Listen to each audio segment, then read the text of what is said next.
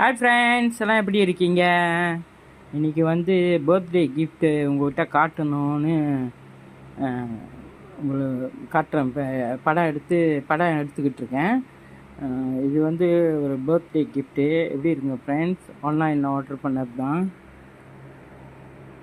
பாருங்கள், அழகாக இருக்குங்களா?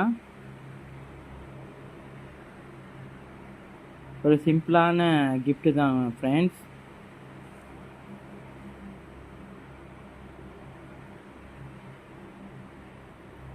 அது கல் எவ்வளோ அழகாக இருக்குது பாருங்கள்.